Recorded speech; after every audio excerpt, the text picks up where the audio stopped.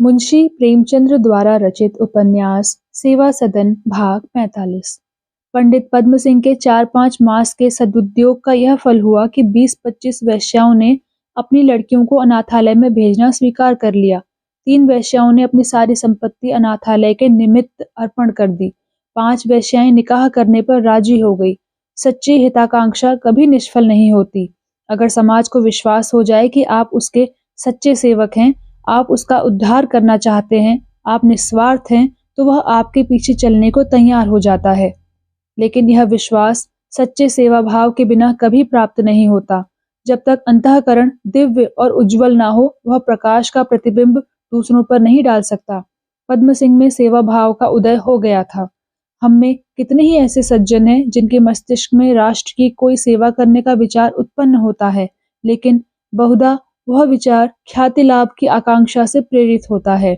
हम वह काम करना चाहते हैं जिसमें हमारा नाम प्राणी मात्र की जिह्वा पर हो। कोई ऐसा लेख अथवा ग्रंथ लिखना चाहते हैं जिसकी लोग मुक्त कंठ से प्रशंसा करें, और प्रायः हमारे इस स्वार्थ प्रेम का कुछ न कुछ बदला भी हमको मिल जाता है, लेकिन जनता के हृदय में हम घर नहीं कर सकते। कोई मनुष्य, चाहे वह कितने ही दुख में हो, उस व्यक्ति के सामने अपना शोक प्रकट नहीं करना चाहता जिसे वह अपना सच्चा मित्र न समझता हो। पद्म सिंह को अब दाल मंडी में जाने का बहुत अवसर मिलता था, और वह वेश्याओं के जीवन का जितना ही अनुभव करते थे, उतना ही उन्हें दुख होता था। ऐसी ऐसी सुकोमल रमणियों को भोग विलास के लिए अपना सर्वस्व गंवाते देखकर उनका हृदय करुणा से विह्वल हो जाता था। उनकी आंखों से आंसू निकल पड़ते थे। उन्हें अब ज्ञात हो रहा था कि ये स्त्रियां विचार शून्य नहीं, बुद्धिहीन नहीं, लेकिन माया के हाथों में पड़कर उनकी सारी सद्वृत्तियां उल्टे मार्ग पर जा रही हैं। तृष्णा ने उनकी आत्माओं को निर्बल, निश्चेष्ट बना दिया है। पद्म सिंह इस माया जाल को तोड़ना चाहते थे। वह उन भूली हुई आत्माओं को सचेत करना चाहते थे।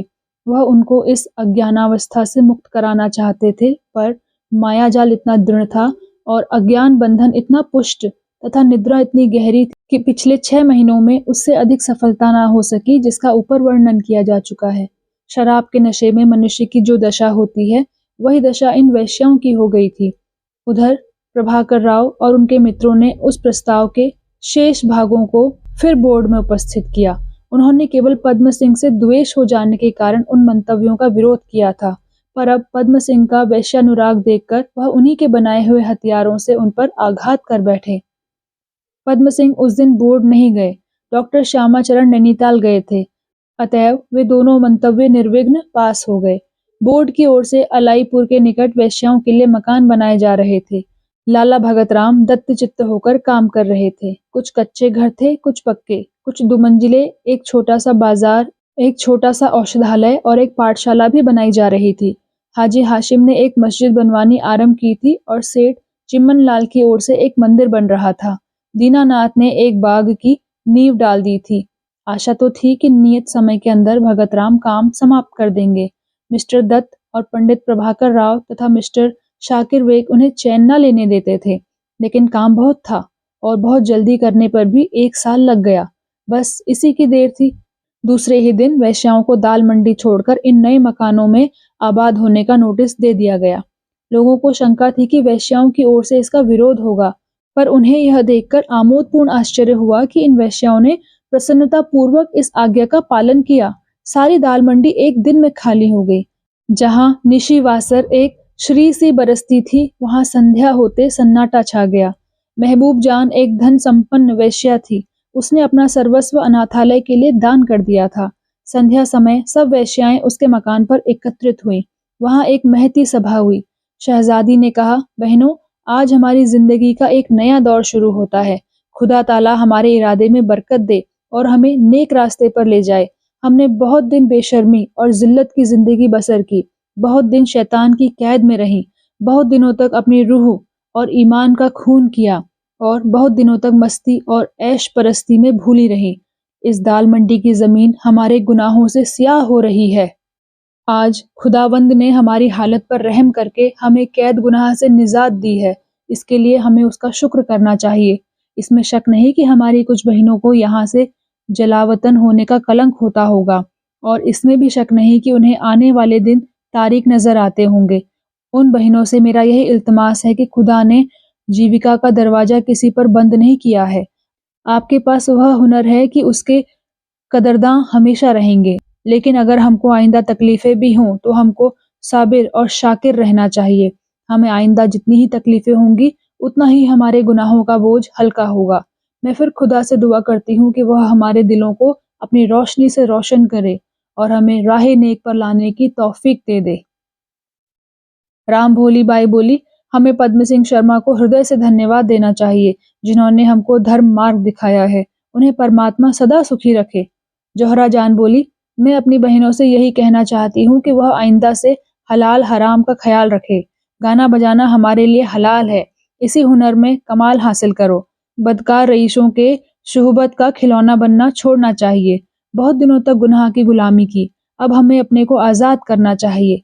हमको खुदा ने क्या इसलिए पैदा किया कि अपना हुस्न, अपनी जवानी, अपनी रूह, अपना ईमान, अपनी गैरत, अपनी हया हरामकार शोहबत परस्त आदमियों की नजर करें। जब कोई मंचला नौजवान रईस हमारे ऊपर दीवाना हो जाता है तो हमको कितनी खुशी होती है। हमारी नायिका फूली नहीं समाती।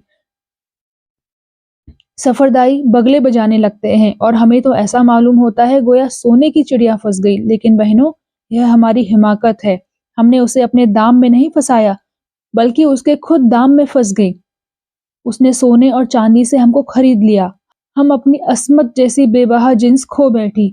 आइंदा से हमारा वह वतीरा होना चाहिए कि अगर अपने में से किसी को बुराई करते देखें तो उसे उसी वक्त बिरादरी से खारिज कर दे। सुंदरबाई ने कहा, जोहरा बहन ने यह बहुत अच्छी तजवीज की है। मैं भी यही चाहती हूँ कि अगर हमारे यहाँ किसी की आमदरफ्त होने लगे तो पहले यह देखना है कि वह कैसा आदमी है। अगर उसे हमसे मोहब्बत हो और अपना दिल भी उस पर आ जाए तो शादी करनी चाहिए। लेकिन अगर वह शादी न करके महज सोहबत परस्ती के इरादे से आता हो तो उसे फौरन दुत्कार देना चाहिए। हमें अपनी इज्जत कौड़ियों पर न बेचनी चाहिए। राम प्यारी ने कहा, स्वामी गजानन ने हमें एक किताब दी है जिसमें लिखा है कि सुंदरता हमारे पूर्व जन्म के अच्छे कर्मों का फल है, लेकिन हम अपने पूर्व जन्म की कमाई भी इस जन्म में नष्ट कर देती हैं। जो बहनें जोहरा की बात को पसंद करती हों वे हाथ उठा दें। इस बार 20-25 वेश्याओं ने हाथ उठाए। राम प्यारी ने फिर कहा, जो इसे पसंद ना करती हो वह भी हाथ उठा दें। इस पर एक भी हाथ ना उठा। राम प्यारी बोली, कोई हाथ नहीं उठा। इसका यह आशय है कि हमने जोहरा की बात मान ली। आज का दिन मुबारक हो। वृद्धा महबूब जान बोली, मुझे कहते हुए यही डर लगता है कि तुम लोग कहोगी 70 चूहे खा करके बिल्ली चली हज को, पर आज के 7वें दिन मैं सचमुच हज करने चली जाऊंगी। मेरी जिंदगी तो जैसी कटी वैसे कटी, पर इस वक्त तुम्हारी यह नियत देखकर मुझे जो खुशी हो रही है वह मैं जाहिर नहीं कर सकती। खुदाए पाक तुम्हारे इरादों को पूरा करे। कुछ वेश्याएं आपस में कानाफूसी कर रही थी। उनके चेहरों से मालूम होता था कि ये बातें उन्हें पसंद नहीं आती, लेकिन उन्हें कुछ बोलने का साहस ना होता था। छोटे विचार पवित्र भावों के सामने दब जाते हैं। इसके बाद यह सभा समाप्त हुई और वेश्याओं ने पैदल अलईपुर की ओर प्रस्थान किया, जैसे यात्री किसी धाम का दर्शन करने जाते हों। दाल मंडी में अंधेरा छाया हुआ था। न तबलों की थाप थी, न सारंगियों की अलाप, न मधुर स्वरों का गाना, न रसिक जनों का आना जाना। अनाज कट जाने पर खेत की जो दशा हो जाती है वही दाल मंडी की हो रही थी। पंडित मदन सिंह की कई महीने तक यह दशा थी कि जो कोई उनके पास आता उसी से सदन की बुराई करते। कपूत है, भ्रष्ट है, शोहदा है, लुच्चा है, एक कानी कौड़ी तो दूंगा नहीं, भीख मांगता फिरेगा। तब आटे दाल का भाव मालूम होगा। पद्म सिंह को दान पत्र लिखाने के लिए कई बार लिखा। भामा कभी सदन की चर्चा करती तो उससे बिगड़ जाते। घर से निकल जाने की धमकी देते।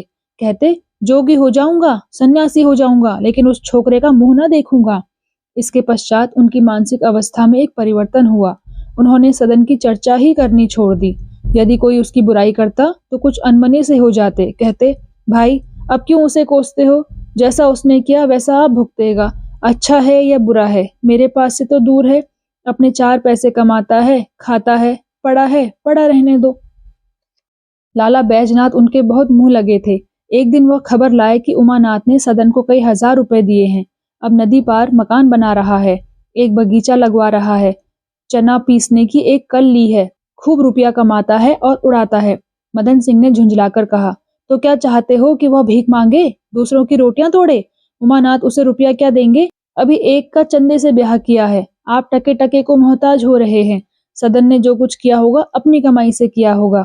वह लाख बुरा हो, निकम्मा नहीं है, अपाहिज नहीं है, अभी जवान है। अगर कमाता है और उड़ाता है तो किसी को क्यों बुरा लगे?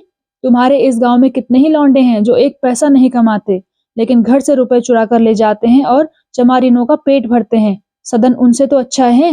मुंशी बैजनाथ लज्जित हो गए। कुछ काल के उपरांत मदन सिंह की मनोवृत्ति पर प्रतिक्रिया का आधिपत्य हुआ।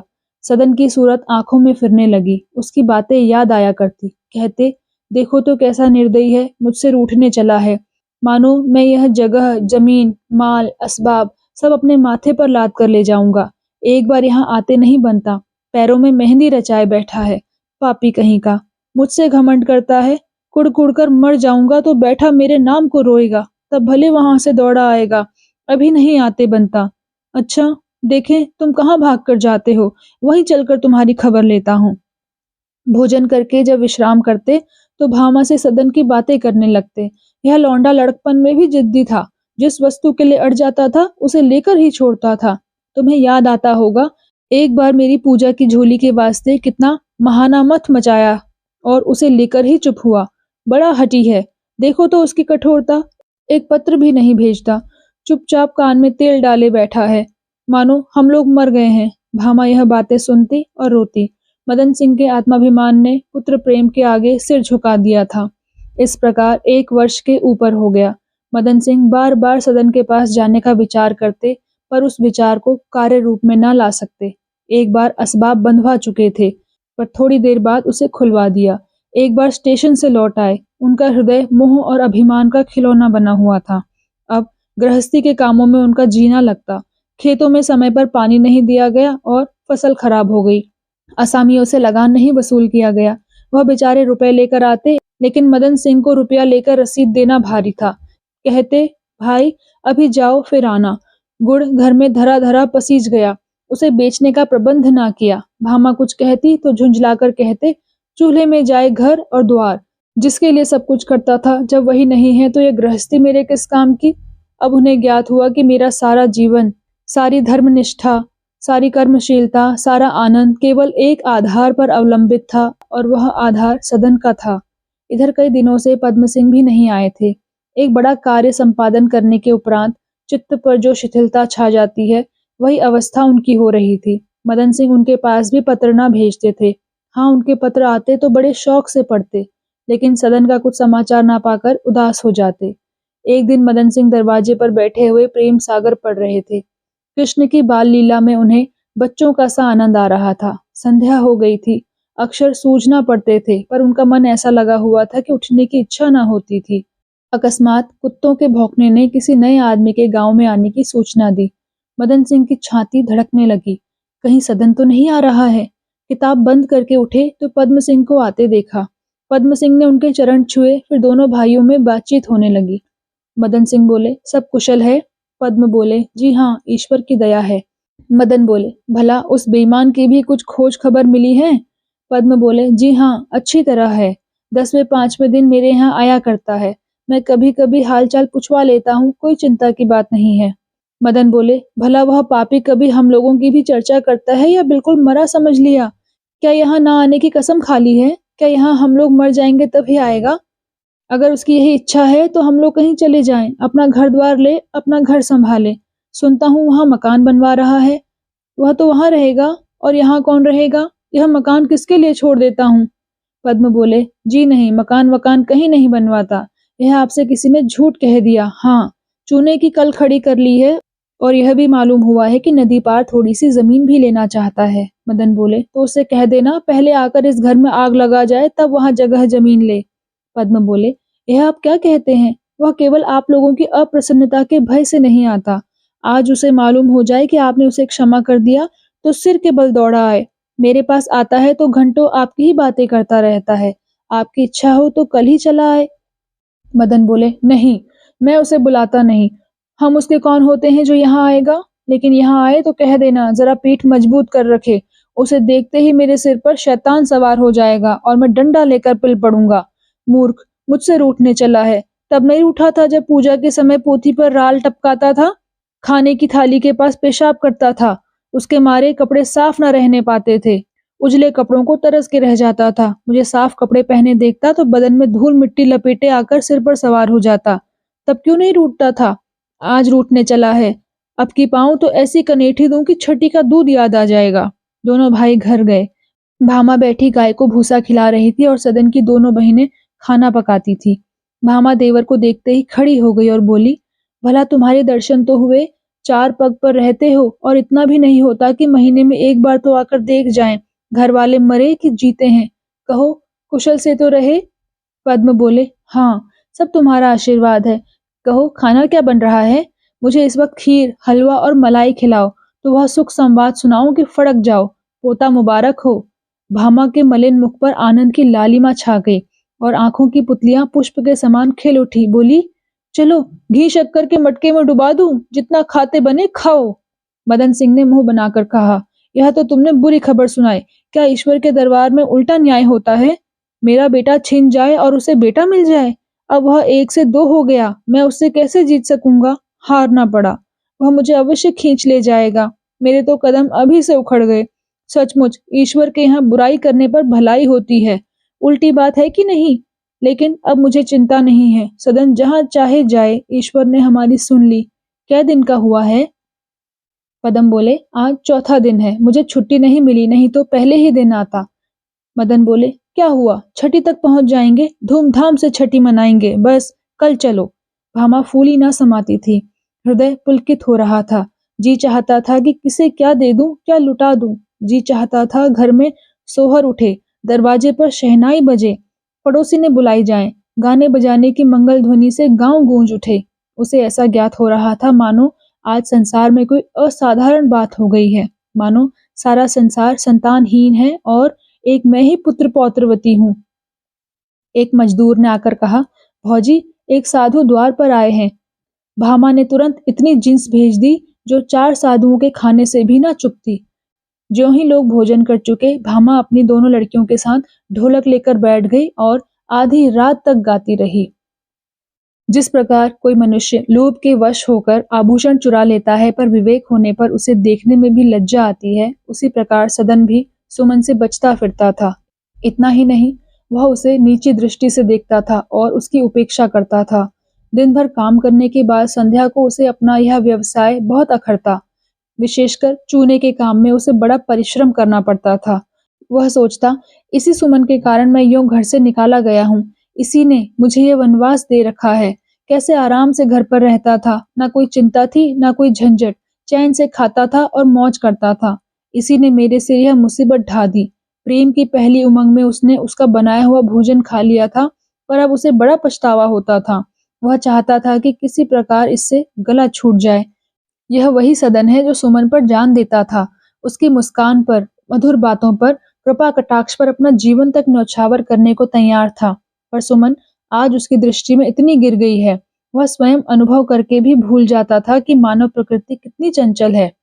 सदन ने इधर वर्षों से लिखना पढ़ना छोड़ दिया था और जब से चूने की कल ली तो वह दैनिक पत्र भी पढ़ने का अवकाश न पाता था। अब वह समझता था कि यह उन लोगों का काम है जिन्हें कोई काम नहीं है, जो सारे दिन पड़े पड़े मक्खियां मारा करते हैं। लेकिन उसे बालों को संवारने, हारमोनियम बजाने के लिए ना मालूम कैसे अवकाश मिल जाता था। कभी कभी पिछली बातों का स्मरण करके वह मन में कहता, मैं उस समय कैसा मूर्ख था, इसी सुमन के पीछे लट्टू हो रहा था। वह अब अपने चरित्र पर घमंड करता था। नदी के तट पर वह नित्य स्त्रियों को देखा करता था, पर कभी उसके मन में कुभाव न पैदा होते थे। सदन इसे अपना चरित्र बल समझता था। लेकिन जब गर्भिणी शांता के प्रसूति का समय निकट आया और वह बहुधा अपने कमरे में बंद, मलिन, शिथिल पड़ी रहने लगी तो सदन को मालूम हुआ कि मैं बहुत धोखे में था। जिसे मैं चरित्र बल समझता था, वह वास्तव में मेरी तृष्णाओं के संतुष्ट होने का फल मात्र था। अब वह काम पर से लौटता तो शांता मधुर मुस्कान के साथ उसका स्वागत ना करती। वह अपनी चारपाई पर पड़ी रहती।